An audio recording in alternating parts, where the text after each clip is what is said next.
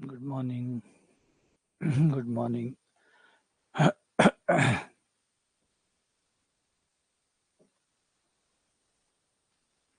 तो द्विपद प्रमेय में हमने जो सवाल अभी तक कर लिए वो हो चुके हैं लगभग।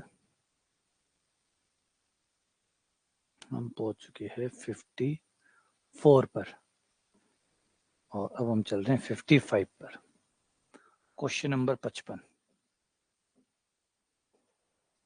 1 + x की पावर n का विस्तार ये दिया गया है और पूछा गया है कि C1 NC1 बटा NC0 NC2 बटा NC1 डैश डैश डैश से लेकर इस तक का मान कितना होगा। बढ़िया सवाल है, बहुत उत्तम सवाल है। आ जाओ चौका मारते हैं। पहले थे कर देख लो,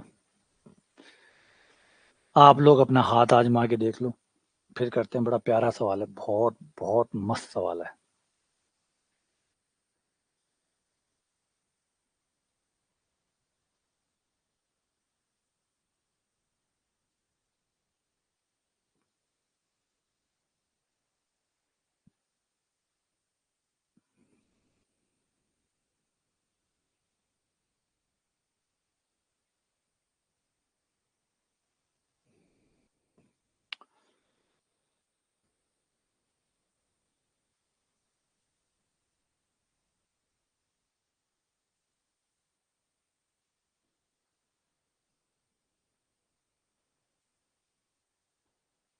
ये वैसे लघु विधि से भी हो जाएगा, शॉर्ट विधि से भी हो जाएगा, मेरे ख्याल से जल्दी हो भी जाएगा।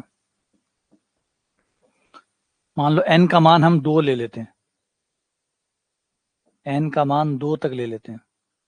2 तक ले लेंगे तो हम जानते हैं कि 2C0 का मान तो 1 हो जाएगा, 2C1 का मान 2 हो जाएगा और 2C2 का मान 1 हो जाएगा। तो 2C2 तक ये यहाँ तक ही चलेगा केवल, है ना। अगर n का मान 2 लेते हैं तो ये यहाँ तक चलेगा, यहाँ तक चलेगा तो C1 2C1 का मान 2 हो गया, 2/1 प्लस 2 इंटू NC2 का मान 1, इसका मान 2, ये कट गया, 2 + 1 बराबर 3। तो ये 3 आ गया। तो देखो n का मान 2 रखने पर 3 कौन दे रहे हैं, n का मान 2 रखने पर 3 कौन दे रहे हैं। तो n का मान 2 यहाँ रखेंगे तो ये 3 दे देगा, क्योंकि ये 2 × 3 हो गया बटा 2 हो गया, ये 3 आ गया। तो ये डन, ये सही है, ये सही है, n + 1 बटा 2। ठीक है, तो ये शॉर्ट मेथड से आपका बड़े ही आराम से निपट जाएगा, अगर शॉर्ट ट्रिक से इसको निपटाते हो तो। अच्छा, व्यापक तरीके से निपटाते हो, आ जाओ व्यापक से भी आ जाओ। व्यापक से करेंगे तो इसको एक बार बंद कर लें, थोड़ा आसान हो जाएगा, एक बार में निपट जाएगा। r का मान 0 से लेकर n तक, है ना। r का मान 0 से लेकर 1 तक नहीं, r का मान 1 से शुरू करते हैं। r का मान 1 से लेकर, ये हो जाएगा NCR-1 इंटू r। चेक कर लो कहीं कोई गड़बड़ ना हो, वापस खोल के देख लो सब सही आ रहा है नहीं आ रहा। हाँ, सब सही आ रहा है। r का मान 1 रखने पर पहला पद आ जाएगा, प्लस r का मान 2 रखने पर दूसरा आ जाएगा, r का मान 3 रखने पर तीसरा आ जाएगा। एकदम परफेक्ट है, एकदम परफेक्ट है। और आप लोगों को याद होगा कि इसे हमने सॉल्व भी किया था कि ये कितना होता है। ये होता है आपका NCR के अंदर, NCR बटा NC R-1 बराबर होता है n-r + 1 बटा r। सॉल्व करने के बाद ये आता है, तो ये यहाँ यूज कर ले। r बराबर 1 से लेकर n तक, ये हो गया n-r + 1 बटा r इंटू r से r कट गया। r का मान 1 से लेकर n तक, n-r + 1। अब इसे वापस से खोल दो, r का मान 1 रखने पर n + 1 आ गया, r का मान 2 रखने पर n आ गया। गिनती में क्यों गड़बड़ कर दी है।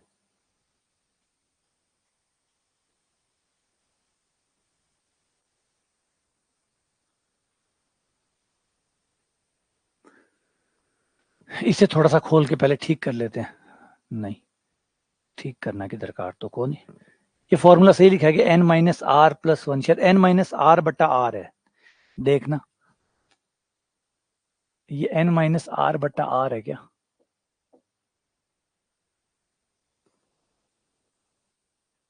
ना, n minus R plus one बटा वन ये है ना। कहानी में गड़बड़ की हो रही है, फिर गड़बड़ आपा ही कर रहे हैं। इनमें क्यों ही गड़बड़ को नहीं, जोड़ बाकी में ही गड़बड़ है। जब r का मान एक रखेंगे तो n आएगा, r का मान दो रखेंगे तो n माइनस वन आएगा। अच्छा, हमारे दिमाग में दिक्कत थी। r का मान तीन रखने पर n माइनस दो आएगा, और डैश डैश कम होता होता होता लास्ट में तीन दो एक, लास्ट में जब n रखोगे तो एक आ जाएगा। ये एक से लेकर n तक हो गया, एक से लेकर n तक का जोड़ हो जाता है n प्लस वन बटा दो। ये व्यापक तरीका हो गया, है ना, ये व्यापक तरीका हो गया। तो शॉर्ट ट्रिक से करना चाहो शॉर्ट से कर लो, व्यापक से करना चाहो व्यापक। शॉर्ट ट्रिक तो ढूंढोगे तो मिल ही जाएगी, कुछ ना कुछ जुगाड़ ही तो है, जुगाड़ करना है, बिठा लो, दो तक का बिठा ले, तीन तक का बिठा ले, तो शॉर्ट ट्रिक तो हो जाएगी। व्यापक तरीका भी कोई बड़ा नहीं है, देखो तो कोई इतना लंबा नहीं। यहाँ पे भी जो किया था उसके मुकाबले ये भी वैसा ही है, ठीक है ना। आ जाओ अगला सवाल। अगर इसका विस्तार करें तो पहले चार पद कौन से होंगे? विस्तार करने पर पहले चार पद कौन से होंगे?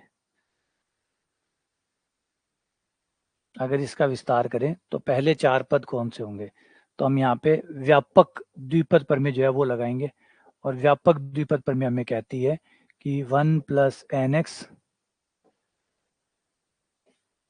Plus n minus one factorial दो x square n dash dash dash dash चलते रहो। ये व्यापक द्विपद प्रमेय के व्यापक रूप कहलाता है।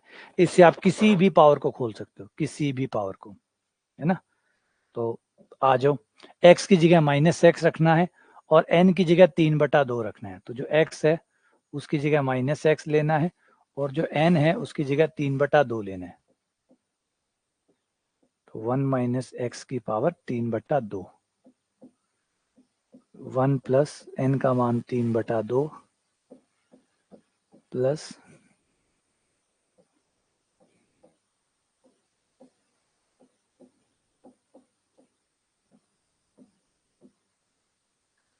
माइनस एक्स का स्क्वायर। अच्छा, माइनस एक्स भूल गया।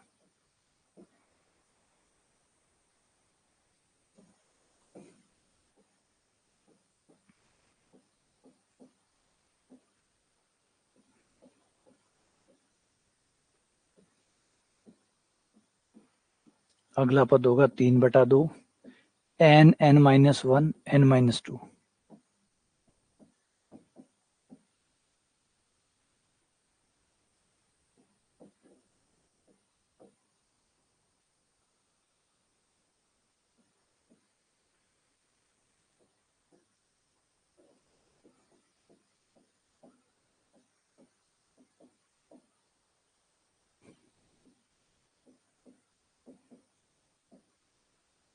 चार पद चाहिए, चार पद चाहिए।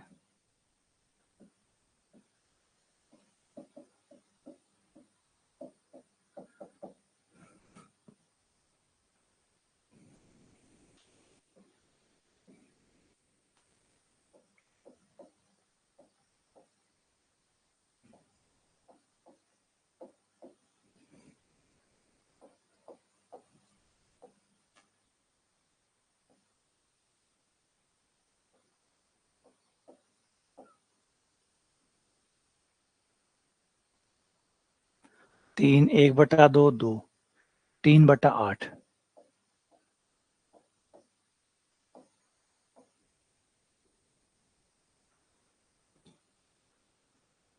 तीन बटा दो एक बटा दो माइनस एक बटा दो, तो ये हो जाएगा तीन बटा माइनस तीन बटा आठ, और तीन कट गया तो माइनस एक बटा सोलह, माइनस माइनस प्लस।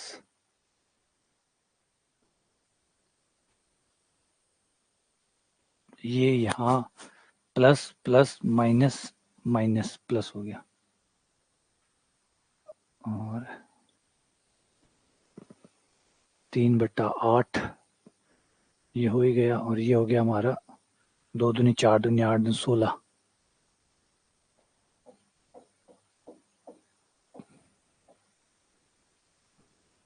बस यहीं तक किया गया, ठीक है। कौन सा बैठ रहा है, ये वाला, कोई गलती है क्या? सी बैठ रहा है, ठीक है।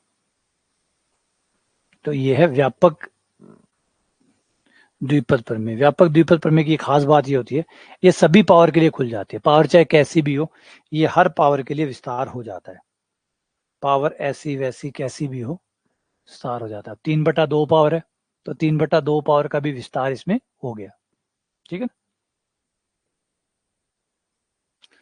आ जाओ, अब इसका विस्तार करना है। बताओ इसका विस्तार x के किस मान के लिए वेद होगा?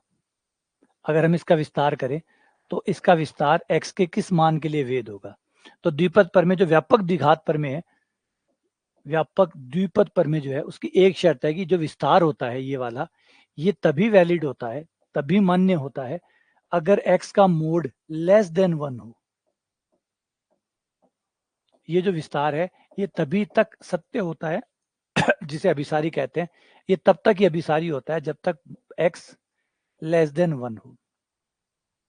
अगर मोड x 1 के बराबर हो गया या 1 से बड़ा हो गया तो फिर ये जो विस्तार है ये काम नहीं करता, मतलब मान्य नहीं होता। मान्य नहीं होने का मतलब LHS RHS बराबर आएगा, इसकी गारंटी खत्म हो जाती है। इसकी गारंटी खत्म हो जाती है कि LHS RHS, मतलब अगर आपने x का मान 1 से ऊपर रख दिया तो फिर आपका LHS कुछ आएगा, RHS कुछ आएगा, मतलब दोनों मैच नहीं करेंगे। तो वैलिडिटी बनी रहेगी जब तक आप x का मान, मोड x का मान लेस देन 1 रखते हो, या मोड x बोल दो या x बोल दो, -1 से +1 के बीच में होना चाहिए।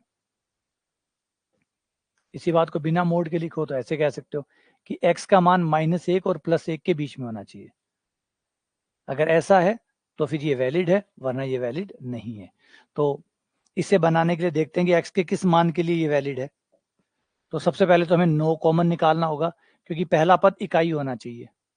तो 9 बाहर निकाल लिया, 9 बाहर निकालते ही 9 की पावर हाफ बाहर आ गई। 1 - 4x²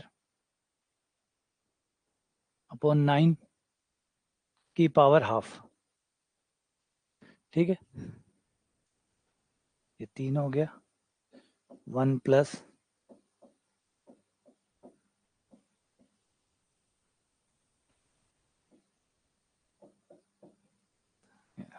अब ये जो x आया है इसके मोड का मान 1 से कम होना चाहिए।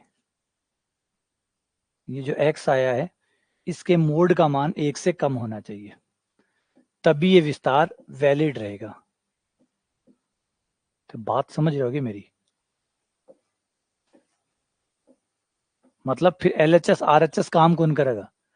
कहने का मतलब ये है कि अगर आपने इस सीमा को पार कर दिया, मोड x लेस देन 1 है, तब तक तो ये LHS, आप कोई भी x का मान रख के देखो, LHS और RHS सेम आंसर देंगे। जो LHS दे रहा है वही RHS देगा। लेकिन अगर यदि आप पार कर गए एक को तो मामला बिगड़ जाएगा, चीजें सुहा हो जाएंगी,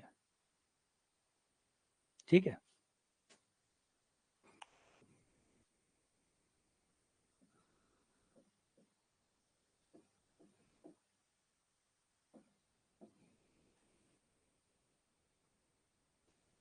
माइनस प्लस हो जाएगा, 9 को उधर ले जाओ,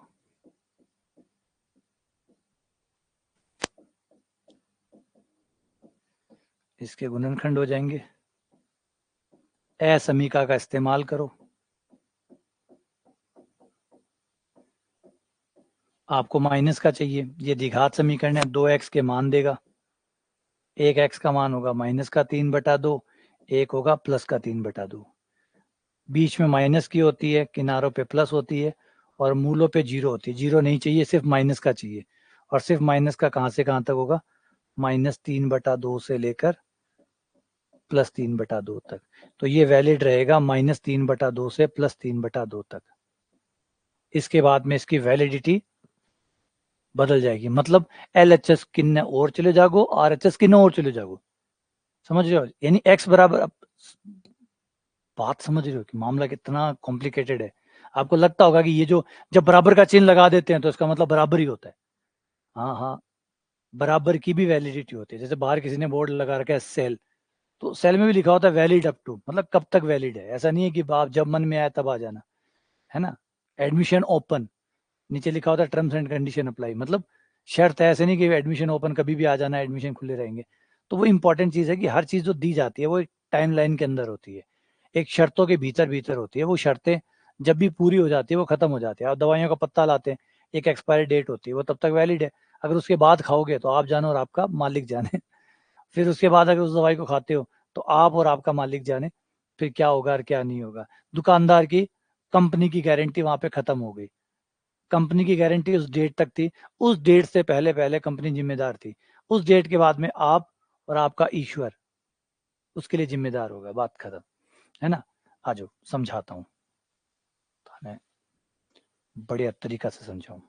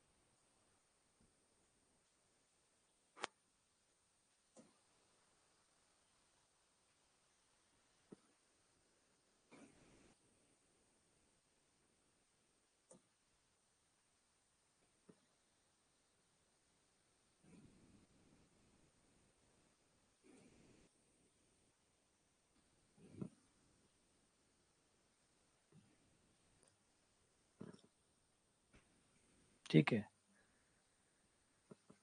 मैंने ये एक्स की कोई पावर खोल दी। एक्स की पावर मैंने कर रखी है हाफ, कर देता हूँ।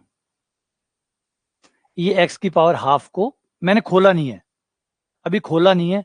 ये बिना खोले विस्तार है, बिना खोले विस्तार है, बंद किया हुआ है, पैक फॉर्म में। पैक फॉर्म में ये आंसर आएगा। मतलब अब आप एक्स का कोई भी मान रखेंगे, जैसे एक्स का मान आपने 5 रखा तो क्या आंसर आया, ये देखो। 5 रखने पर ये दिखा रहा है ये आपको, ये है एक्स के मान पे क्या क्या आंसर आ रहा है।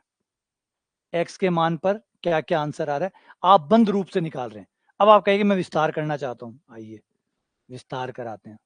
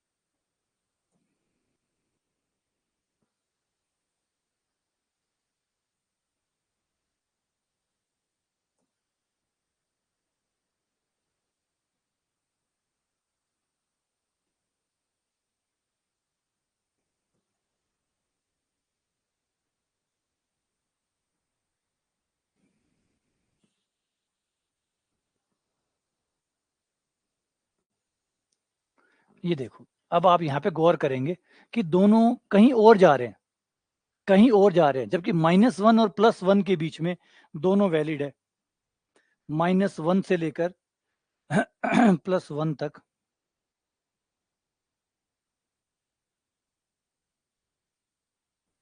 ये देखो यहां तक दोनों भाई एक है। इस रीजन में आप देखेंगे तो दोनों में कोई डिफरेंस नहीं है, इस रीजन में दोनों में कोई डिफरेंस नहीं है। इस रीजन में ग्रीन और रेड एक है, लेकिन जैसे इस रीजन को पार किया, तुम तुम्हारे रास्ते, मैं मेरे रास्ते। और इससे पहले भी आपको ये चाहिए, क्योंकि इससे पहले ग्राफ बन नहीं रहा इसलिए वो दिख नहीं रहा, वरना इससे पहले भी दिखेगा आपको कि दोनों की कथा अलग अलग है। तुम तुम्हारे रास्ते, मैं मेरे रास्ते, यानी जहां तक दोनों साथ हुए हैं वो ये है। इस एरिया तक आप चाहे एलएचएस से मान निकाल लो और आप चाहे आरएचएस से मान निकाल लो, दोनों से एक ही आंसर आएगा। मतलब जो विस्तार वाला पार्ट है उसमें एक्स का मान रख के निकाल लो, एलएचएस से निकाल लो, दोनों बराबर है, दोनों सेम आंसर देंगे। लेकिन अगर आप ये सीमा पार कर गए, ये अलाइनमेंट की सीमा पार कर गए, जिसे अभिसरण कहते हैं, अभिसरण होने का मतलब है वैलिडिटी बने रहेगी, वो भी जो अनंत सीरीज आ रही है यहाँ पे, वो भी वही नंबर देगी जो आपका बंद रूप दे रहा है।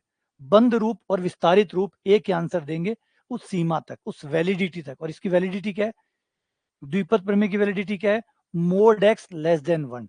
यानी ये रीजन मैंने दिखाया बैंगनी कलर वाला, ये वो रीजन है जहां तक वैलिडिटी बनी रहेगी, दोनों एक आंसर देंगे। लेकिन अगर ये रीजन पार कर गए तो आपका एलएचएस कहीं और आंसर दे रहा होगा और आरएचएस कुछ और दे रहा होगा। यानी अब आप द्विपद प्रमेय पर विस्तार नहीं कर सकते, और करोगे तो एल खोलोगे कुछ, खुलेगा कुछ, खोलोगे कुछ, खुलेगा कुछ, मतलब विविधता आने लग जाएगी एलएचएस आरएचएस में। समझे बात ये? तो ये कहना चाहते हैं। समझ रहे हो बात को कि कहाँ दिक्कत आ रही है?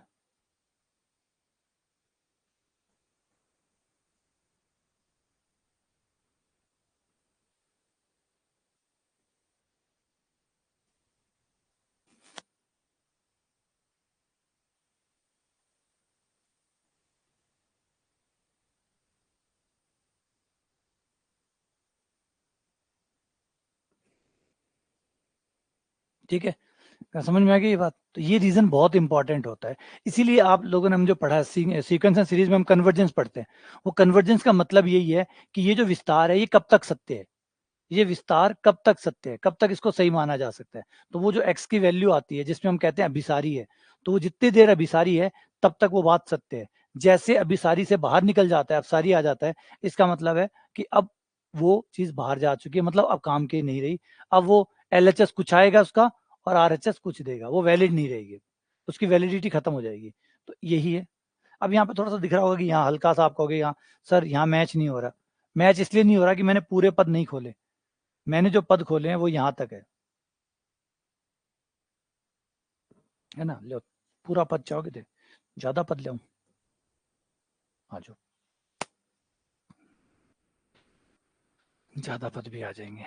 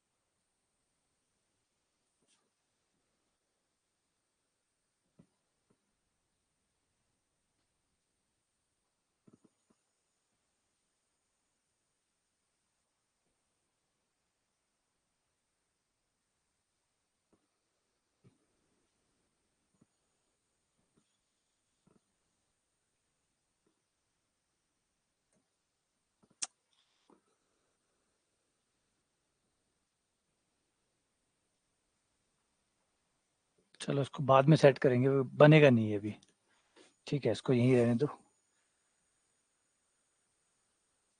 इसको प्रोग्राम करना पड़ेगा, क्योंकि अभी मैंने इसके जो पद खोले थे, मैंने 3 पद खोले थे, इस वजह से थोड़ा सा नीचे की साइड किनारे पे दिखा होगा हल्का सा मिसमैच करता हुआ, वो इसलिए दिखाया कि आपने 3 पद ही खोले हैं। अगर आप 4 पद खोलते, 5 पद खोलते, 6 पद खोलते, तो वो जो मैचिंग है वो बढ़ती चली जाती, और -1 और +1 के बीच में 100% मैचिंग होगी। लेकिन जैसे आप -1 पे आएंगे, +1 पे आएंगे, या उससे आगे जाएंगे या उससे पीछे जाएंगे, तो दोनों ग्राफ खुलने लग जाएंगे, ऐसा लगेगा कि आपका गैप आने लग गया, इसका मतलब वैलिड नहीं रहा। अब आप LHS आपको कुछ और देगा, RHS आपको कुछ और देगा, यानी अब आप फॉर्मूले पे विश्वास नहीं कर सकते, क्योंकि जब LHS RHS अलग अलग आ रहे हैं, इसका मतलब है अब कैसे विश्वास करें। हम तो बराबर मान के तो चल रहे थे, तो हम इसकी जगह ये लिखते थे, क्यों, क्योंकि बराबर होता था। अब बराबर है नहीं, तो फिर लिख कैसे सकते हैं, तो इसलिए वो अर्थ से अनर्थ हो गया, वो खत्म हो जाता है। इसीलिए ये जरूरी है कि वो x का मान, अब जब x होता है तो -1 से +1 होता है, अगर x की जगह कोई और आ गया तो फिर उसके हिसाब से अलग सेट करना पड़ेगा। जैसे इसमें देखो, इसमें आ गया -4x² - 9, तो इसके लिए वो रेंज कौन सी हुई, इसके लिए वो रेंज हुई -3/2 से लेकर +3/2। इस विस्तार के लिए वो रेंज हुई -3/2 से लेकर +3/2 तक, ये मैच करेगा, और उसके बाद मिसमैच होना शुरू हो जाएगा, यानी ये इसका कन्वर्जेंस रीजन है या वैलिड रीजन है, वो रीजन जहां तक ये वैलिड है। अगला, इसके बारे में बताओ कि इसका वैलिड रीजन कौन सा है, अगर इसका विस्तार करें तो इसका वैलिड रीजन कौन सा होगा, इसका विस्तार करें तो इसका वैलिड रीजन कौन सा होगा।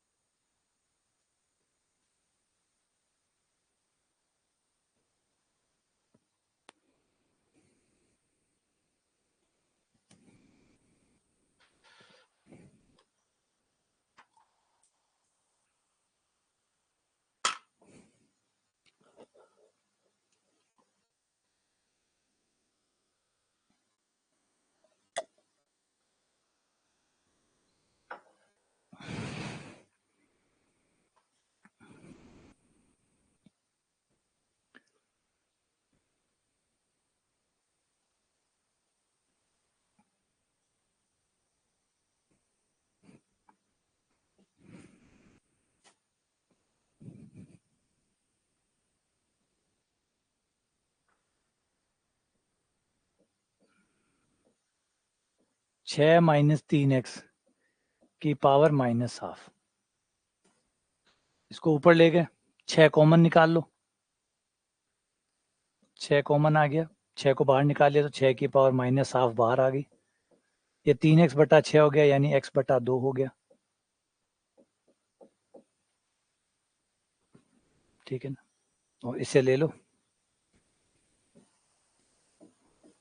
-x/2 का मोड 1 से छोटा होना चाहिए, माइनस प्लस हो जाएगा, 1 से छोटा होना चाहिए, मोड x छोटा होना चाहिए 2 से, मोड x 2 से छोटा होना चाहिए, तो ये आपका आंसर आ गया। मोड x छोटा है 2 से और मोड x छोटा है 2 से, दोनों में रात दिन का अंतर है। मोड x 2 से छोटा है, इसका मतलब -2 से +2, पीछे भी बंधा हुआ है और आगे भी बंधा हुआ है, और x छोटा है 2 से, इसका मतलब पीछे अनगिनत जा सकता है, अनगिनत पीछे जा सकता है, जितनी दूर जाए पीछे जा सकता है, तो आंसर आएगा मोड x <2 के, ठीक है।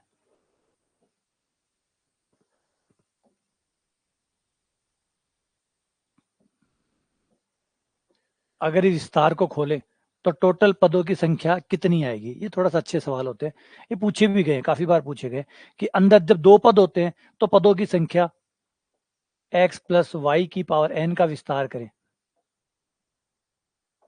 तो इसमें कुल पद एक ज्यादा आता है, बस इसमें कुल पद होते हैं n+1।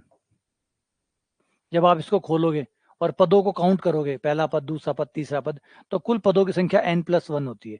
लेकिन इन्हीं सवालों को चेंज करके पूछ देगा, 3 डाल देगा अंदर या 4 डाल देगा अंदर, तो पूछेगा कुल पदों की संख्या कितनी है। तो इनको करने का तरीका ये होता है कि जो पावर है उसे n कह दो, घात को n नाम दे दो, और ये जो पद है अंदर जो है, पदों की संख्या का नाम, घात को n नाम दे दो, पदों की संख्या को m नाम दे दो, अंदर जो चर है, वैसे इनको पद ही बोलेंगे, चरों की संख्या बोल देता हूँ, चरों से कंफ्यूज हो जाएंगे ना। विस्तार के अंदर पद, उनका नाम m रख लो। जो विस्तार है, विस्तार के अंदर जो पद है उनका नाम m रख लो।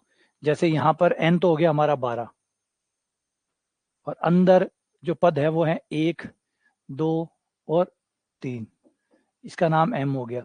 तो फॉर्मूला लगेगा कुल पदों की संख्या का, इससे चाहे कितने भी हो आप निकाल पाएंगे। कुल पदों की संख्या बराबर n माइनस m प्लस 1 सी m minus 1, n minus m plus 1 सी m माइनस 1। यहाँ मान रख दो, 12 माइनस 3 प्लस 1 बटा 3 माइनस 1, 12 माइनस 3 9 हो गया, 9 प्लस 1 10, कितना हो गया, ये हो गया 13 13 10, 10 C2, 10 C2 यानी 10 गुना 9 बटा 1 गुना 2, और 5 नहीं 45।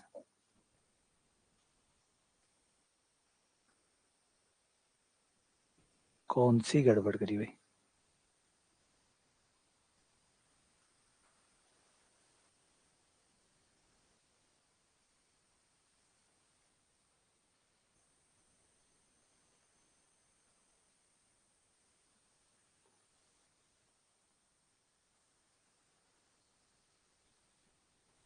Formula n plus m minus 1 है। हाँ, फॉर्मूला शायद चेंज है।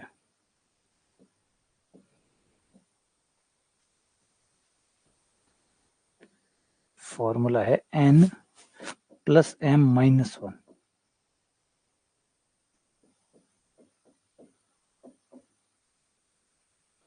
इससे बदल जाएगा तो 12 3 15 14 14 C2, 14 गुणा 13 बटा 2 91। हाँ ठीक है, अब डन। तो फॉर्मूला ये वाला है, n प्लस m माइनस 1 सी m माइनस 1। इससे आप निकाल सकते हैं चाहे अंदर कितने भी पद क्यों ना हो, डायरेक्ट ये फॉर्मूला बन गया। इस फॉर्मूले में सीधा रखो, और टोटल विस्तार करने के बाद कुल पद कितने आएंगे वो डायरेक्ट इस फॉर्मूले से पता चल जाएगा। इससे अब कोई फर्क भी नहीं पड़ेगा कि कितनी पावर है और कितने अंदर पद है। अंदर कितने पद है बस n और m पता करो, फॉर्मूले में रखो, और इसे खोलने पर टोटल पदों की संख्या कितनी होगी ये आ जाएगी। इस टाइप के सवाल बड़े अच्छे हैं, पूछे जाते हैं। ये इस टाइप के सवाल पूछे जाते हैं, है ना। अभी शायद 2019 वाला जो था, फर्स्ट ग्रेड वाला, 18 वाला 19 वाला, उसमें भी पहला पहला सवाल जो सी सेक्शन था उसमें पहला पहला सवाल यही था कि इसके विस्तार में कुल पद कितने होंगे।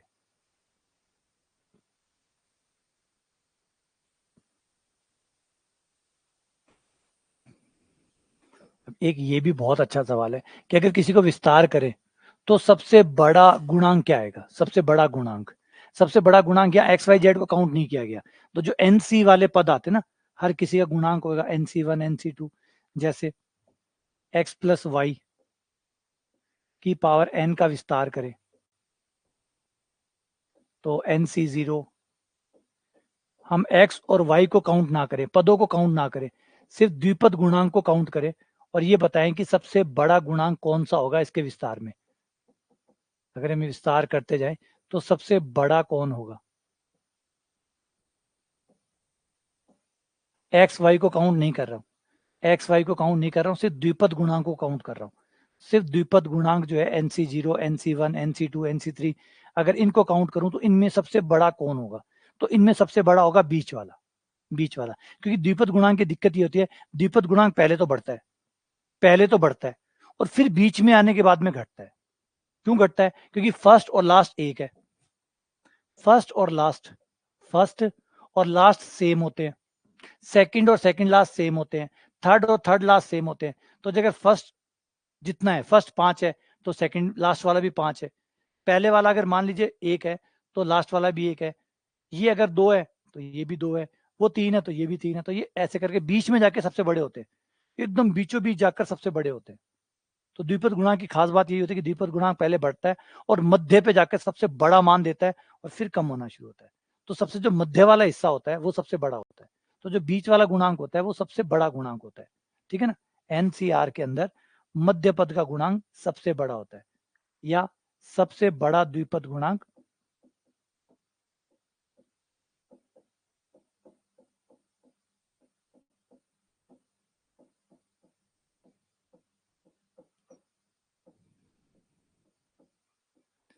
मध्य पद में होता है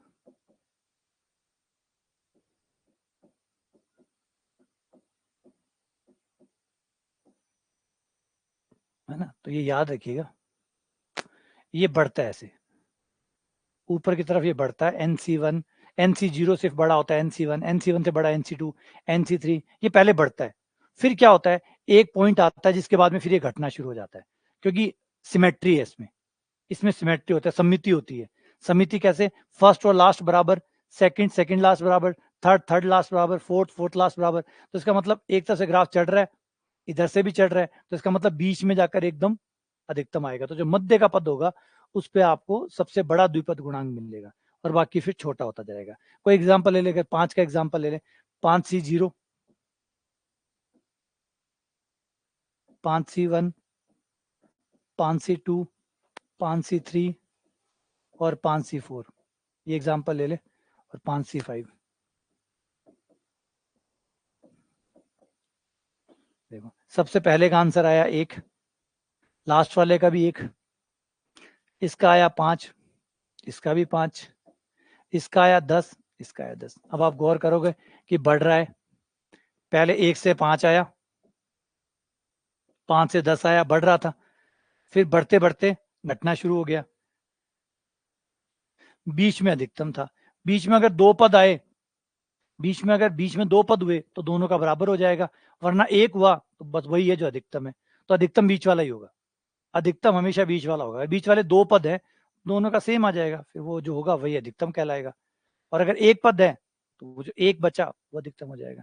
तो इसलिए जो मध्य पद का गुणांक होता है, द्विपद गुणांक, वही सबसे बड़ा होता है, बाकी सब तो फिर छोटे होते हैं। समझ रहे क्यों हो रहा है ऐसा, ऐसा क्यों हो रहा है, क्योंकि फर्स्ट और लास्ट सबसे छोटे होंगे, सबसे नीचे होंगे, सेकंड और सेकंड लास्ट उससे बड़े होंगे, थर्ड लास्ट उससे बड़े होंगे, फोर्थ लास्ट उससे बड़े होंगे, फिफ्थ लास्ट उससे बड़े होंगे। और अगर ये यही मध्य पद है तो यही सबसे अधिकतम हो गया, लेकिन अगर इससे भी ऊपर है तो और ऊपर निकल जाएंगे, ये अधिकतम हो गया।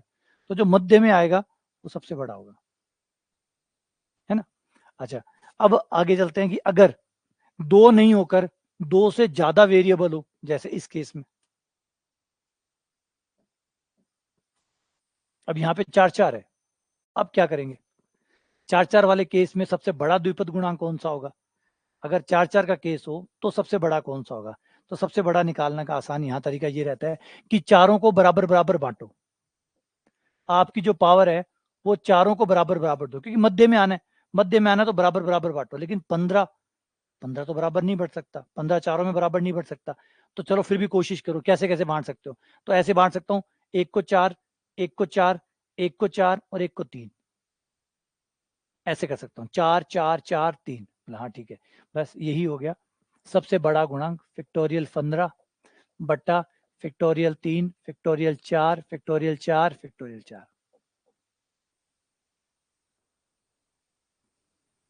इस तरीके से आप इसे बांट दोगे तो ये आंसर आ जाएगा, ये वाला। ये एकदम बीच वाला पद आया होगा, ये दिखने में नहीं समझ आ रहा होगा, लेकिन ये बीच में पद आएगा एकदम, क्योंकि आप जब सबको बराबर बराबर बांटते हो ना तो बीच वाला पद आता है। बीच वाले पद में आर जो होता है वो बराबर बराबर बढ़ता है। बाकी हर पद में क्या होता है कि एक बड़ा है दूसरा छोटा है। जैसे इसको देखो, 5C0 को देखो, है ना, एक विस्तार ले लेते हैं, 7 का ले लेते हैं, ताकि 7 में 8 आएंगे, 8 का ले लेते हैं, 8 वाले में एक पद बीच का आएगा, 8C1, 8C2, 8C3, 8C4, 8C5, 8C6, 8C7 और 8C8। इसके बीच में कौन सा हुआ, 1 2 3 4, कौन सा खा गया, 8C0 खा गया, 8C0। तो अब बीच में आया ये वाला, है ना, और यही सबसे बड़ा होगा। इसके टुकड़े इसमें ऐसे तो आएगा, 8C8 में 8, फैक्टोरियल 4, फैक्टोरियल 8 माइनस 4 4, देखो ये दोनों बराबर है, ये दोनों बराबर है। तो जो सबसे बड़ा गुणांक होता है उसकी खास बात ये होती है कि जितने भी चर हैं, जैसे 2 चर हैं तो 8 के 2 बराबर टुकड़े हो जाएंगे। बराबर नहीं भी हुए तो नजदीक वाले जो एकदम, जैसे 7 है, अब 7 में आप 3.5 तो नहीं कर सकते, तो एक 4 हो जाएगा, एक 3 हो जाएगा, लेकिन आधे के आसपास वो बराबर वाले जो टुकड़े होंगे वो बनेंगे, वही सबसे बड़ा गुणांक होगा। ये खास बात होगी सबसे बड़े द्विपद गुणांक की, वहां पे आपको बराबर मिलेगा। बाकी सब में देखो काफी अंतर है। जैसे 8C1 में आते हैं, 8C1 में एक 8 आ गया, एक 1 आ जाएगा और एक 7 आ जाएगा। 8C2 में एक 2 आ जाएगा, एक 6 आ जाएगा। अंतर दिख रहा है, बराबर टुकड़े नहीं है। लेकिन जो मध्य वाला होता है उसमें आपको या तो एग्जैक्ट बराबर मिलेंगे, और एग्जैक्ट बराबर नहीं मिले तो उस नंबर को हाफ करके, अब 3.5 तो नहीं हो सकता, तो एक को आधा अपना देना पड़ेगा, एक आधा दे के 4 बना देगा, एक 3 बन जाएगा, तो 4 और 3 हो जाएंगे। या तो एग्जैक्टली अगर 16 होते तो सबको 4 4 4 4 बांट देते, अब 16 है नहीं, 15 है, तो 4 4 4 और 3, तो ये गुणांक सबसे बड़ा होता है। हाँ, मिडिल टर्म कई हो सकते हैं, लेकिन कोई भी हो सकता है, कोई भी एक मान लो, सबके गुणांक बराबर आएंगे। अगर 2 हो भी गए तो भी आंसर एक है। जैसे ये 5C2 5C3 2 थे, लेकिन दोनों के आंसर तो 10 10 ही है, तो आंसर बदलेगा नहीं। अगर एक से ज्यादा मध्य पद आ भी जाते हैं तो किसी भी एक को कह दो, क्योंकि आंसर वही रहने, है ना।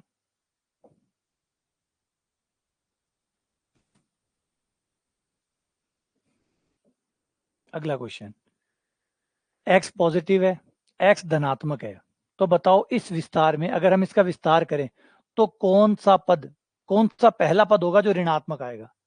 फर्स्ट नेगेटिव टर्म, कौन सा पहला पद होगा जो नेगेटिव आएगा।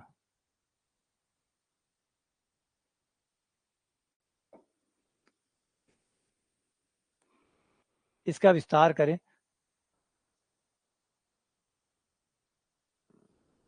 पावर 27 हो तो 4 टुकड़े कर लो, 4 टुकड़े बांट लो, बराबर बराबर बराबर बराबर, 4 भाग करना है तो 4 4 4 5, एक भैया को 5 दे दो, 4 3 12, 12 और 5 17 हो गए, 4 4 4 5, 4 4 4 5।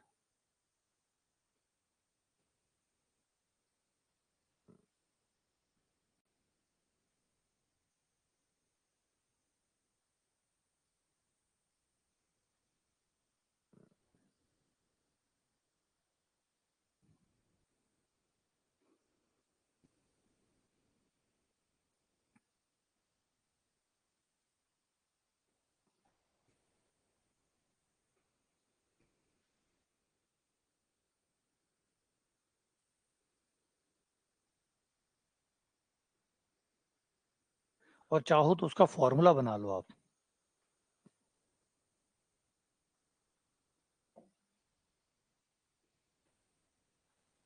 चलो इसका बाद में फॉर्मूला बना देंगे ताकि कंफ्यूजन खत्म हो जाए। पहले इसको कर दो।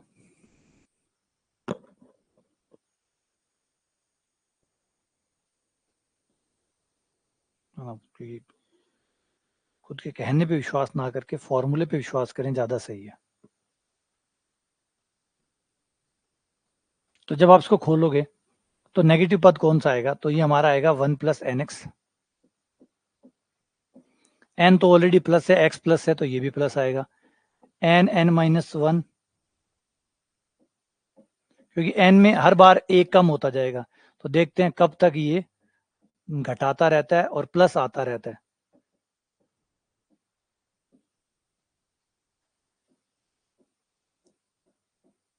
तो अब इसमें क्या होगा, देखो एन जो है वो तो है हमारा 27/5,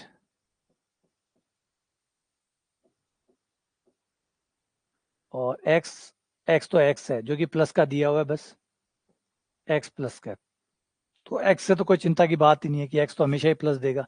एन 27/5 रखने पर प्लस आएगा, यहाँ पे 27 माइनस 1, ये भी प्लस ये भी प्लस, दोनों प्लस, तो फाइनली प्लस आ गया। 27/5 प्लस का, 27/5 में से एक गया प्लस, 27/5 में से 2 गए प्लस, तो ये भी प्लस आएगा। अब सोचो कितनी बार तक ये प्लस आता रहेगा। 27/5 जो है वो यही तो होता है 5 प्लस 2/5, यानी n-5 तक तो प्लस आता रहेगा, लेकिन n-5 के बाद n-6 पे ये माइनस का आ जाएगा, क्योंकि ये नंबर 5 + 2/5 है, यानी ये 6 से छोटा है। तो जैसे ही 6 घटेगा इसमें ये माइनस का आ जाएगा। तो 6 वाला जिसमें n-6 आएगा, n-6 कब आता है? अब यहां देख रहे हैं कि 2 तब आया है जब पद 1 2 3 4 है ना, ये चौथा पद है।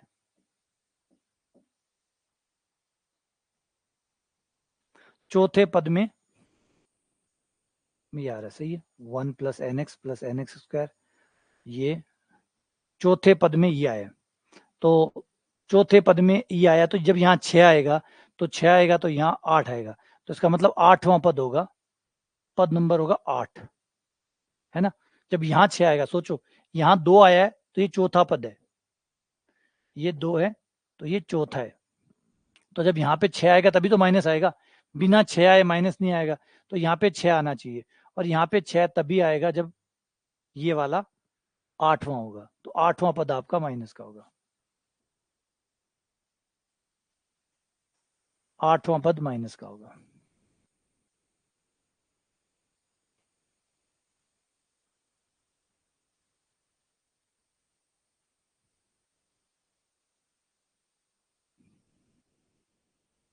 ठीक है,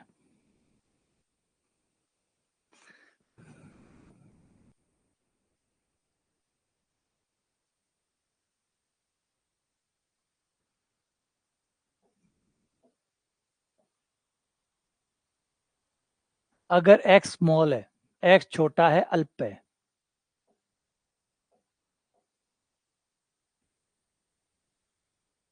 और इतना अल्प है कि x की पावर 3 और उससे ज्यादा पावर को नगण्य माना जा सकता है। इसका मतलब केवल x और x² तक को रखना है और उससे ज्यादा पावरों को नगण्य मान लेना है। तो बताओ इसका विस्तार क्या होगा? अब इसमें सिर्फ आप विस्तार कहां तक करोगे? x² तक विस्तार करोगे, मतलब 1 + nx + nn-1 बटा फैक्टोरियल 2x², यहां तक विस्तार करोगे, क्योंकि 3 पावर और उससे ज्यादा पावर को नगण्य मान लिया गया तो उसको छोड़ दिया जाएगा। तो आ जाओ विस्तार करते हैं। पहले वाले का विस्तार 1 + nx + nn-1,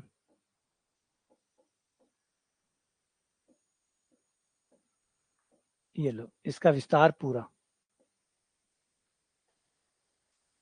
ठीक है, फिर इसका विस्तार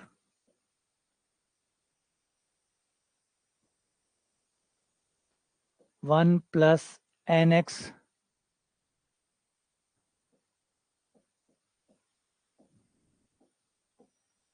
+ n × n-1 x², ये इसका विस्तार पूरा। सिर्फ स्क्वायर तक का विस्तार करें, मतलब जो विस्तार लगा रहे हैं उसमें हम यहां तक ही जा रहे हैं, 1 + x⁴n।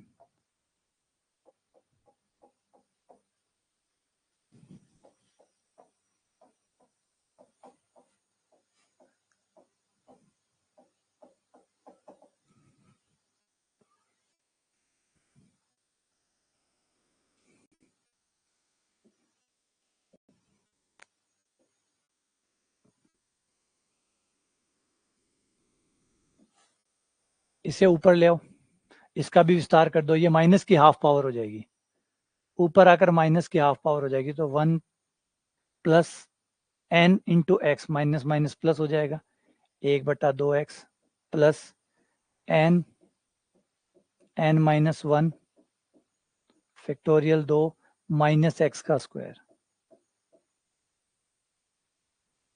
इसको ऊपर लाके इसको भी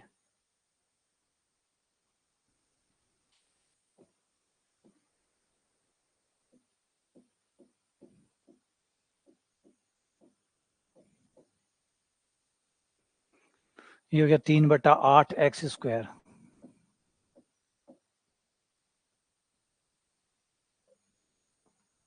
और फिर -1 + 3/2x, ये 2 आ जाएगा, 2 से 2 कट गया, ये 3/4 आ गया।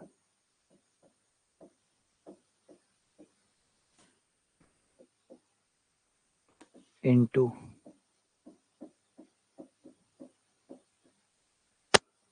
ये 1/2, ये 3/2, ये 3/8,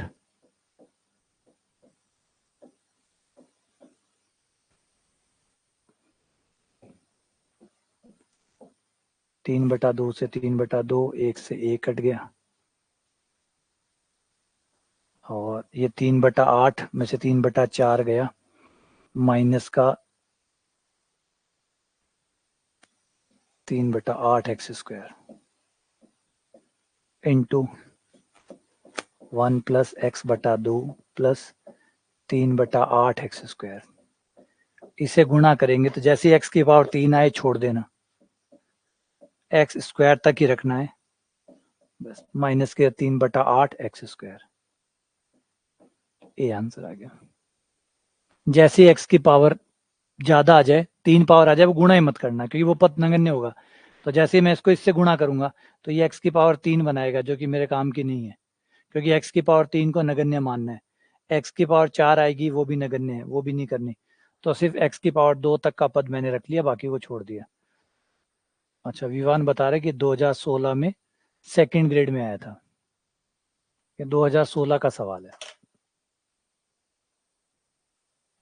तो सिर्फ विस्तार करना बहुत सिंपल है, तो कोई कॉम्प्लिकेटेड तो नहीं है कि विस्तार कर दो।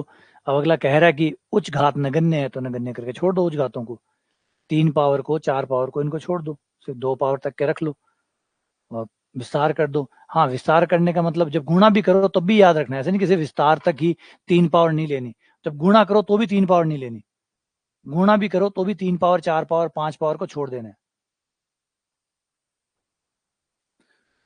ये क्वेश्चन देख के लेवल अच्छा था, तो घटिया क्वेश्चन है यार। ये तो आरबीएससी वाली बुक्स है, उनके अंदर भरे पड़े हैं ऐसे सवाल। तो आरबीएससी की बुक्स अगर आपने देखी हो और आरबीएससी बाइनोमियल थ्योरम आपने पढ़ी हो, उसमें से आरबीएससी वाली जो फाउंडेशन वाले लेक्चर है उनमें आरबीएससी पढ़ी है, तो आरबीएससी ने पूरा एक डेडिकेटेड पूरी एक प्रश्नावली दे रखी है इस बात के लिए कि अल्प, अगर एक्स अल्प है तो उसका विस्तार कैसे किया जाता है ना। बाइनोमियल के अंदर शायद एग्जैक्टली प्रश्नावली का तो नंबर मुझे याद नहीं है क्योंकि वो किताबें बहुत पहले बंद हो गई थी, 15-16 साल पहले, लेकिन उसमें पूरी एक एक्सरसाइज, पूरी एक जो लास्ट वाली है 0.7 करके कोई है, उस एक्सरसाइज के अंदर सारे सवाल इसी बात कहते हैं कि एक्स अल्प हो तो उनका विस्तार कैसे करते हैं।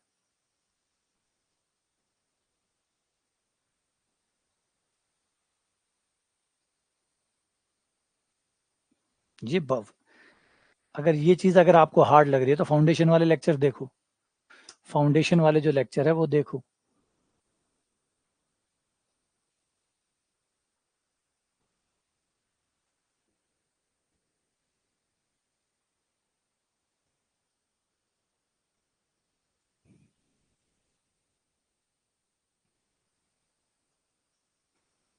शायद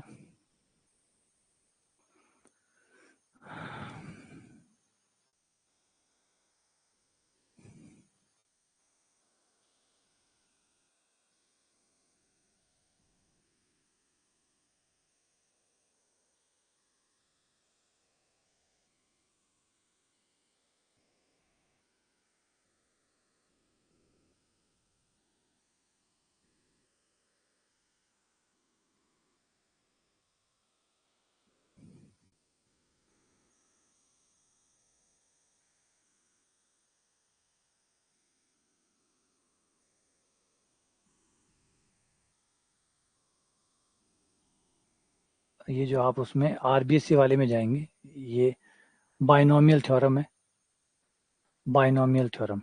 जब आप इसको खोलेंगे, बाइनोमियल का जो फाउंडेशन वाले लेक्चर है उनको खोलोगे तो आरबीएससी वालों में ये आपको, उनमें शायद लास्ट लास्ट मेरे ख्याल से होगा।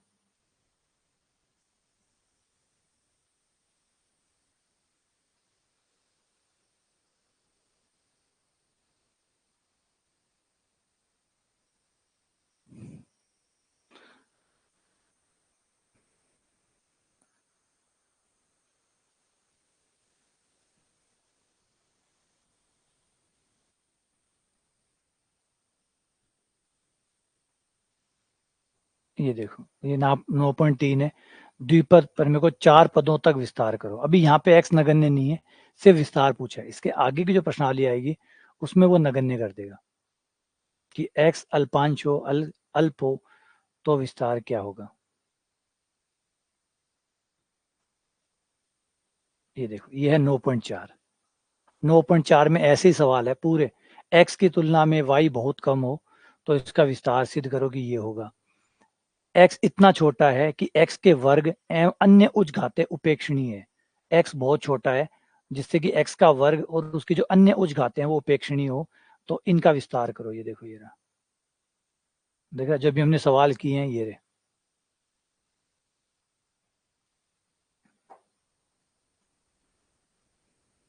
तो ये बेसिक के ही सवाल है।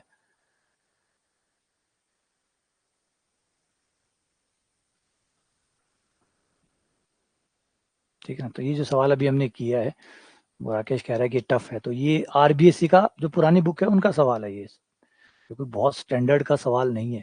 हाँ कैलकुलेशन पार्ट थोड़ा सा लंबा हो सकता है कि भी गुणा भाग थोड़ा ज्यादा हो रहा है, बाकी कोई ये जो सी वाले जो हम कर रहे थे अभी, NC1 NC2 ये बाहर है, ये फाउंडेशन से थोड़ा ऊपर है, लेकिन ये तो बिल्कुल फाउंडेशन वाले सवाल है।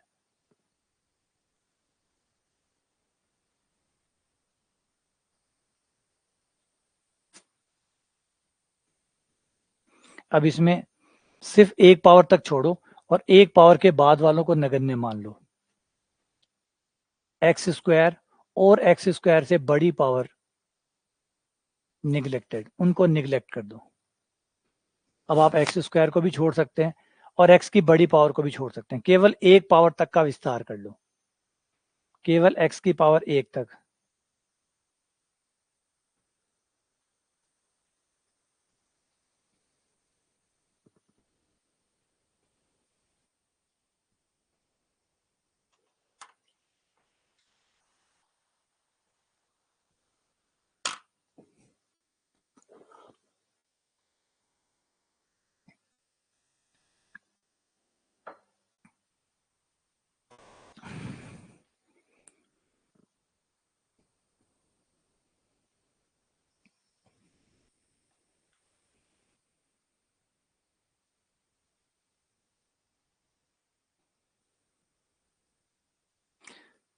हार्ड तो राकेश ई खातिर भी लगा कि जब क्लास में भी, राकेश जब तू क्लास में भी है ना तब भी तेरा काम ये रहता है मैसेज टाइप करना, आप पर फोकस कर, मैसेज पे फोकस मत कर। तेरा काम रहेगा आओ टाइप करें, आओ टाइप करें, तो टाइप में लगे रहेगा, समझे कदे समझने वाला काम कब करता है, हमेशा तो यही देखता रहेगा टाइप।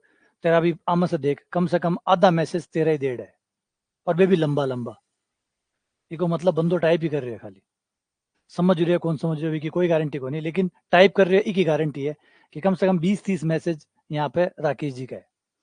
इको मतलब है कि टाइप तो कर रहे हैं, क्वेश्चन पर ध्यान दे रहे हो कौन दे रहे हो की गारंटी को नहीं। बाकी सब लोग कोई डी आंसर दे रहा है, बी आंसर दे रहा है, टाइप नहीं कर रहे हैं, अपने आप आंसर है बस वो दिया, उस पर फोकस कर रहे हैं, तो ज्यादा सही है ये ज्यादा सही है। फालतू का मैसेज लिखने का क्या फायदा है, क्लास में आए हो तो समझो, फोकस करो इसके ऊपर, है ना। आप पर ध्यान लगाओ कि ए सही है, बी सही है, डी सही है, ना टाइप करते रह जाओगे, है ना। अब दूसरी बात है टाइप करके बोला भी नहीं जा सकता सारी बातें, फालतू में टाइप करके टाइम वेस्ट कर रहे हो, सवालों पे फोकस करो। 1 + 2x की पावर -3, 1 - 5x की पावर -1/5, 2 - 3x की पावर 4 ऊपर ले आओ, और एक एक पद तक विस्तार करना, तो बहुत छोटा सा विस्तार हो जाएगा। 1 + x की पावर n बराबर 1 + nx। n का मान ये रहा, x हो गया, ये n हो गया,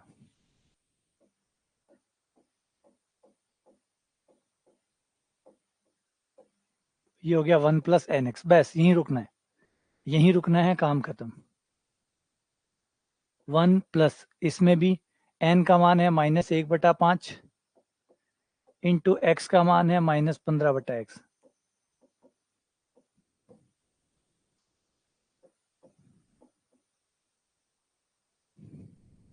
यहाँ पहले 2 कॉमन लेना पड़ेगा विस्तार करने के लिए, 2 कॉमन लेंगे तो 2 बाहर आके 2 की पावर 4, 2 की पावर 4 यानी 16 हो गया, तो ये 1/16 बाहर निकाल दो, और ये हो गया 1 - 3x ऊपर ले जाओ,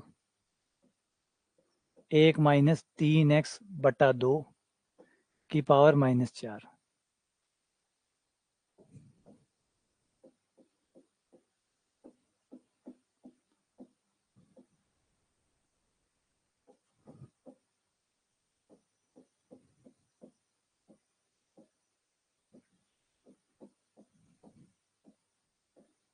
ये भी हो गया, तीनों की गुणा कर दो, लेकिन गुणा करते टाइम भी ध्यान रखना स्क्वायर से ऊपर मत जाना।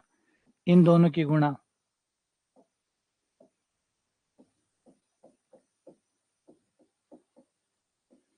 बस स्क्वायर वाली गुणा नहीं करेंगे।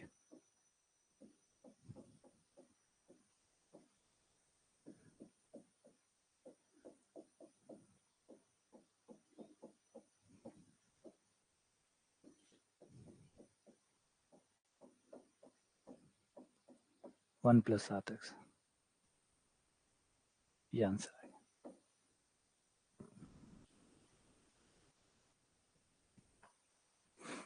है ना, 1 + 7x बटा 16।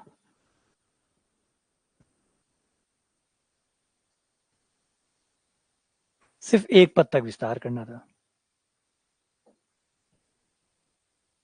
अगला, a और n का मान बताओ। इसका विस्तार अगर ये हो तो बताओ a कितना है, n कितना है। अगर ये इसका विस्तार हो तो a कितना है, n कितना है।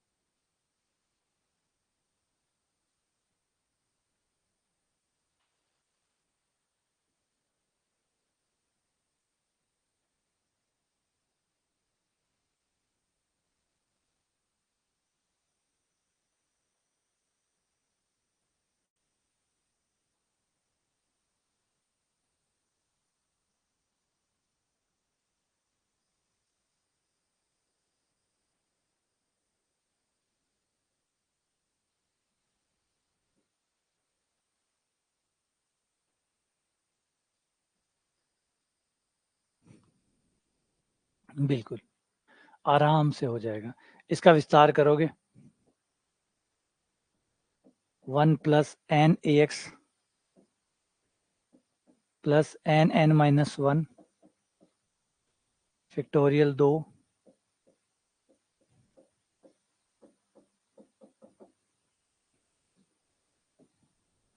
x का गुणांक 8 है, यहाँ x का गुणांक na है, तो na बराबर 8।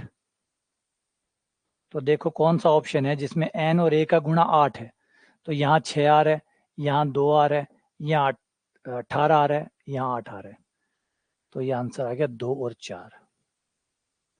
2 और 4, ठीक है।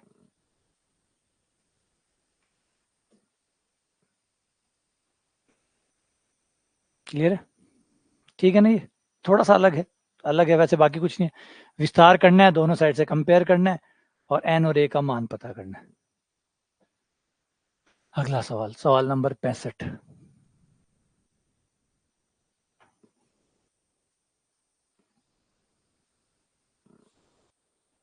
इन सवालों को दोबारा से निकालिएगा, है ना। इन सवालों को दोबारा से निकालिएगा, एक एक बार हाथ से करिएगा, और हाथ से करने की काउंटिंग तब करिएगा जब आप खुद से कर पा रहे हो। अगर आप उत्तर देख देख के कर रहे हैं तब तक वो एक बार काउंट नहीं कहलाएगा। वो काउंट तब होगा जब जब आप बिना देखे कर पा रहे हो, तो फिर फर्स्ट काउंट, दोबारा बिना देखे कर रहे हो सेकंड काउंट। तो इस तरीके से 2 काउंट आपको करने हैं। अगर ऐसे कर लोगे तो हो जाएगा।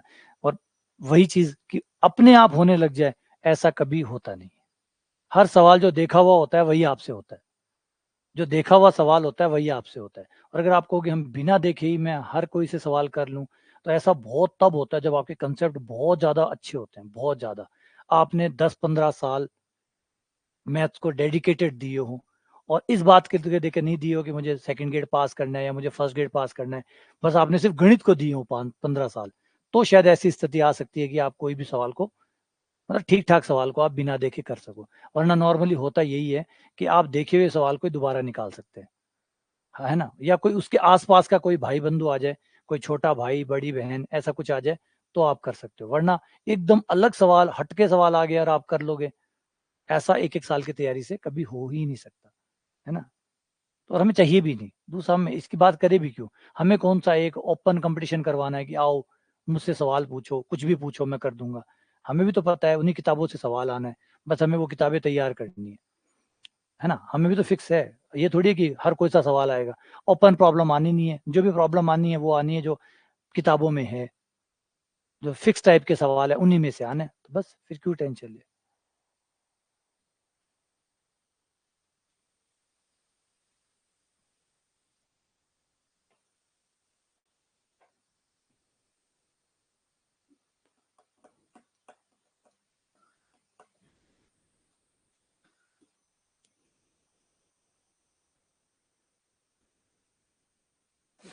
ये किसका विस्तार है, ये पूछा, ये विस्तार किसका है, यहाँ पे थोड़ा सावधान हो। यहाँ देखो ये वाला, ये n+1 है, ये n+1 है,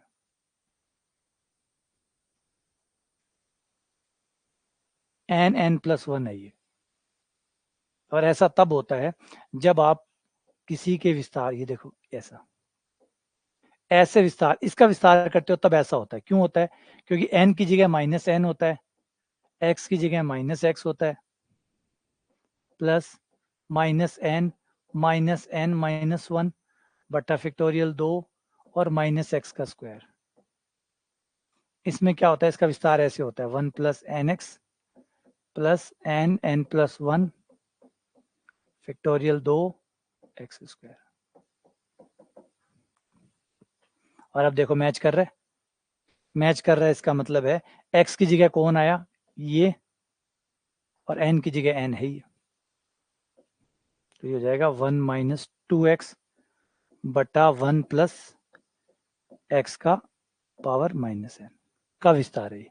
इसका विस्तार ऐसा होता है 1 - x की पावर -n का जो विस्तार होता है वो ऐसा होता है। तो n की जगह -n पावर, x की जगह 2x बटा 1 + x, लघुत्तम लेने पर 1 + x - 2x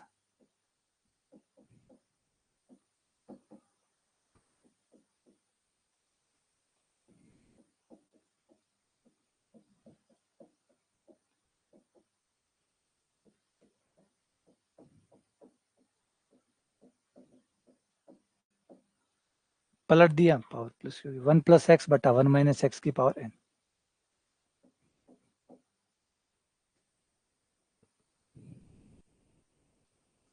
ठीक है ना, तो ये विस्तार किसका था वो देखो कि ये किसका विस्तार है, फिर ये देखो उस विस्तार में x की जगह क्या लिखा हुआ है, n की जगह क्या लिखा हुआ, तो बाकी कुछ नहीं था, बस x की जगह 2x बटा 1 + x लिखा हुआ है, तो जो विस्तार था उसमें जाके x की जगह 2x बटा 1 + x लिख दिया, बंद कर दिया, आंसर आ गया।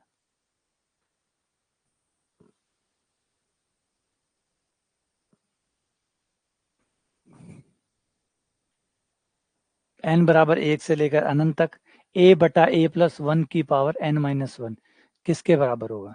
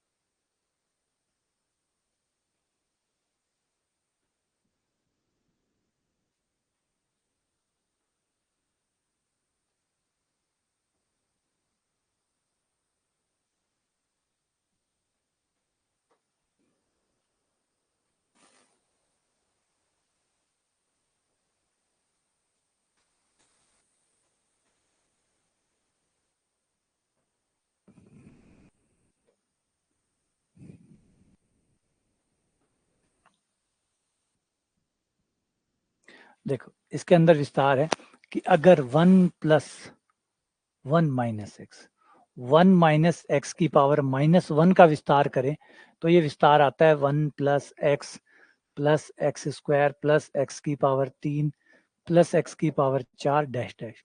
इसे चाहो तो आप बंद करके लिख सकते हो। बंद करने पर ये हो जाएगा एक्स की पावर n-1, n का मान 1 से लेकर अनंत तक। तो अगर इस सवाल को मिलाओ तो ये ऐसा ही विस्तार है। हाँ वैसे गुणोत्तर श्रेणी भी है और चाहो तो मिलाओ तो ये इसी का विस्तार है। देखो x की जगह क्या आया, a बटा a प्लस 1 आया, तो इसको बंद करेंगे तो ये जाएगा 1 माइनस a बटा a प्लस 1 की पावर -1। लघुत्तम लेने पर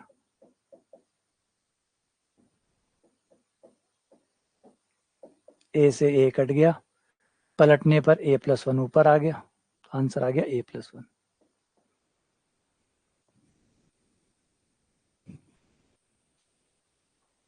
और चाहो तो गुणोत्तर श्रेणी से भी कर सकते हो, ये गुणोत्तर श्रेणी भी है, ये गुणोत्तर श्रेणी भी है, ये जो श्रेणी है ये गुणोत्तर भी है।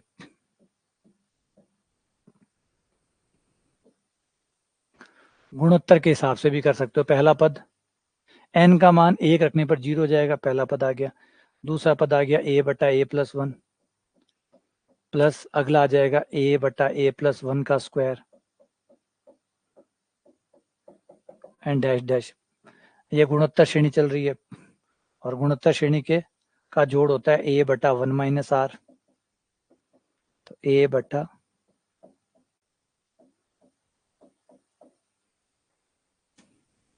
प्रथम पद सॉरी a है इसमें,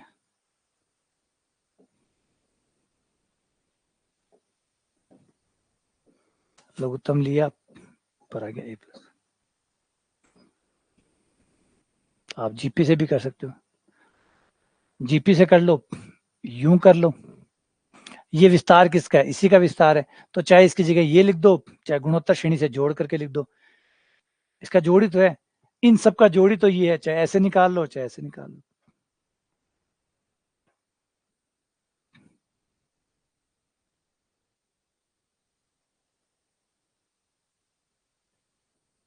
ये लो,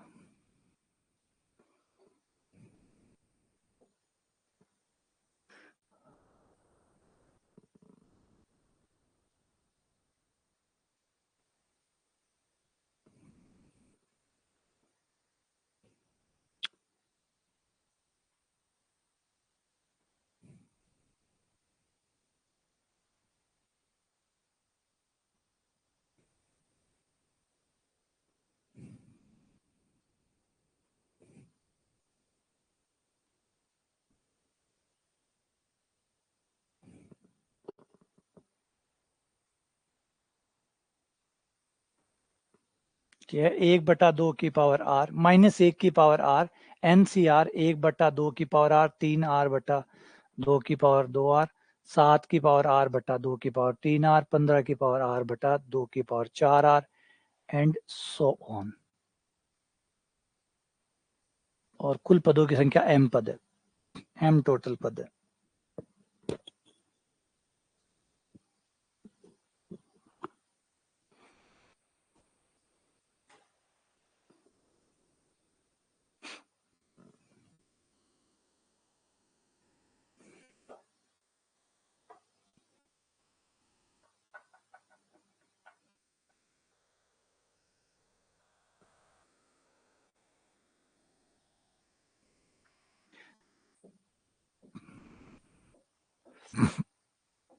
वन माइनस एक्स की पावर जो n होता है उसका विस्तार होता है NC0 x की पावर 0 कोई पावर नहीं माइनस NC1 x की पावर 1 प्लस NC2 x की पावर 2 NC3 x की power 3 and dash dash dash n तक। ठीक है, इसको आप बंद करके ऐसे लिख सकते हो, -1 की पावर r NCR x की पावर r और r का मान 0 से लेकर n तक। ये इसी का ही रूप है, इसी को ऐसे या ऐसे या ऐसे लिखा जा सकता है, ऐसे या ऐसे या ऐसे।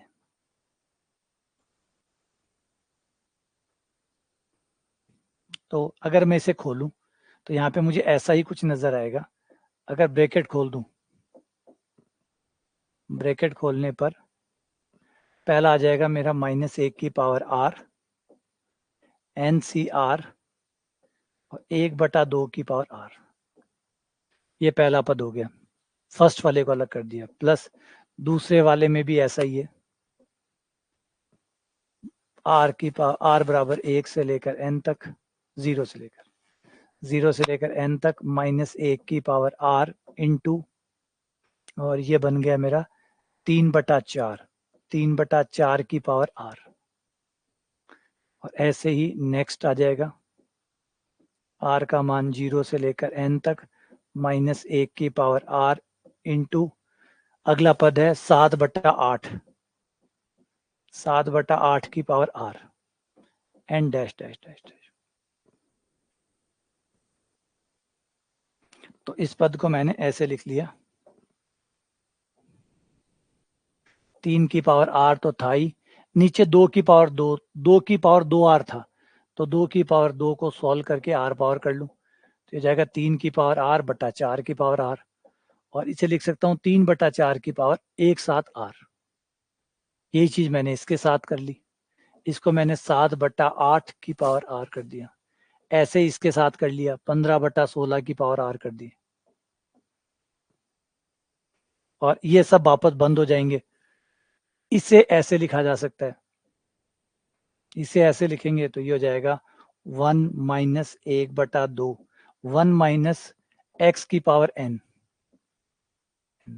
प्लस अगले वाले में 3/4 है, 1 माइनस 3/4 की पावर n, प्लस 1 माइनस 7/8 की power n, n dash dash dash. ये हो गया 1/2 की पावर n प्लस 1/4 की पावर n 1/8 की पावर n। ये गुणोत्तर श्रेणी बन गई, ये गुणोत्तर श्रेणी बन गई। लेकिन गुणोत्तर श्रेणी भी अनंत पदों वाली नहीं है, रुक जाओ, अनंत पदों वाली नहीं है। क्वेश्चन में दिया गया कितने पद है, m पद है, तो ये m पदों तक की है। और गुणोत्तर श्रेणी के हिसाब से जोड़ होता है a r की पावर m -1 बटा r -1, m पदों का जोड़। a प्रथम पद है, वो 1/2 की पावर n है, और जिससे गुणा होके चल रहा है वो भी 1/2 की पावर n ही है, -1। अनंत पद नहीं है, सीधो अनंत पदार्थ ना लगाओ, अनंत पद नहीं है इसमें, लघुत्तम ले लो।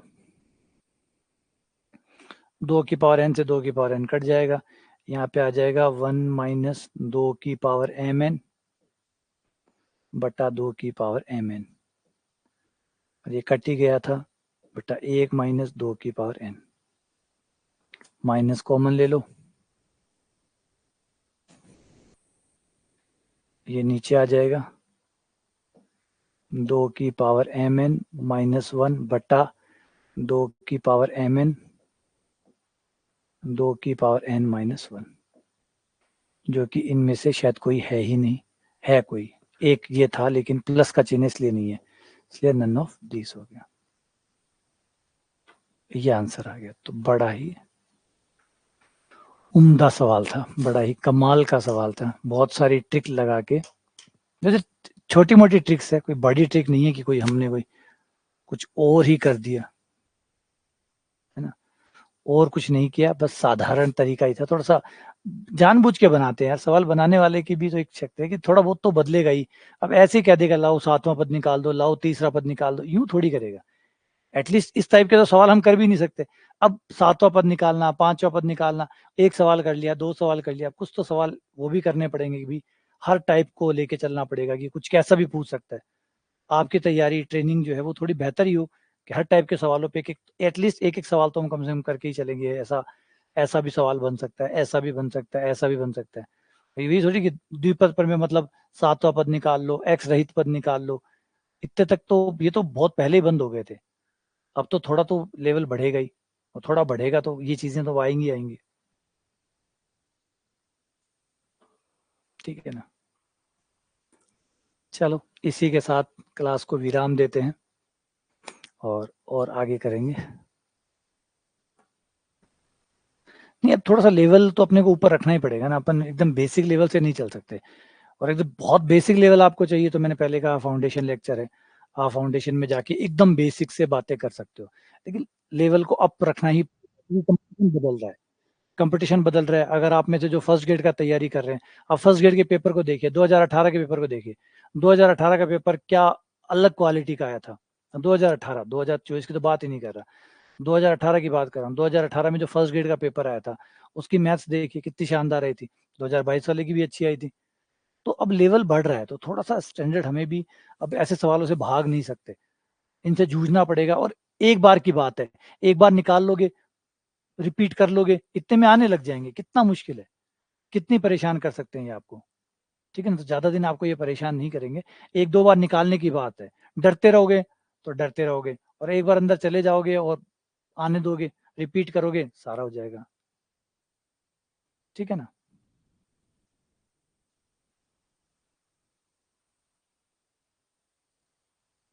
चलो मिलते हैं आप लोगों से अगली क्लास में।